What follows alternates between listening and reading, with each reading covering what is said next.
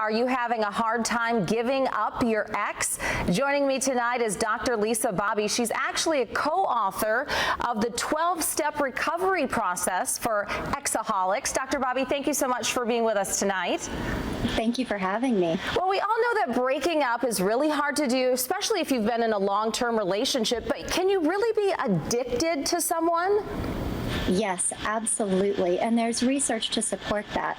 Dr. Helen Fisher is an evolutionary anthropologist, and she actually, through brain image scanning, has discovered that when you're in a relationship, it actually activates the same part of your brain that gets activated when you're addicted to drugs. So it's a very powerful system, and it can feel like an addiction. People who are ending a relationship certainly can go through all of the symptoms that are similar to an addiction, including withdrawal, obsessing about an ex, and compulsion to use, which in this case is contacting their ex. Yeah, so what are some of the signs? You said contacting, like if you're stalking his Facebook page or driving by his house every night. Those are probably signs, right? Yes, that would be a sign. And really, it's not being able to move on, even when you know that a relationship is really not in your best interest to continue.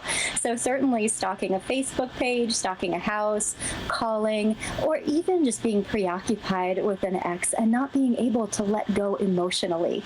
Those are all characteristics of an exaholic. So you wrote this 12-step program similar to what alcoholics go through to recover. Kind of walk us through, if you're an exaholic, what you need to do to help yourself kind of move on. Absolutely. Like any addiction, the most important step is admitting that you have a problem. And so similarly to Alcoholics Anonymous, the 12 steps of exaholics carry our members through a process where they acknowledge that their attachment to their ex is probably unhealthy for them. And then, instead of connecting necessarily with a higher power, we encourage our members to connect with their community for support. Because as everyone knows, going through a breakup can be tremendously isolating. And so our members have the opportunity to connect with other members for solace, for comfort, for understanding in those dark moments.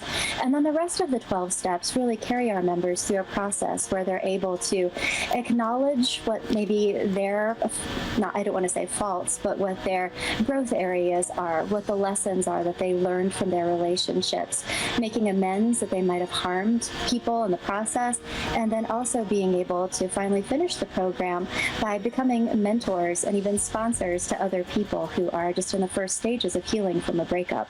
Yeah. And to read more on the 12-step process, you can go to exaholic.com. Dr. Lisa Bobby, thank you so much for being with us. It was a pleasure speaking with you. Likewise, thank you.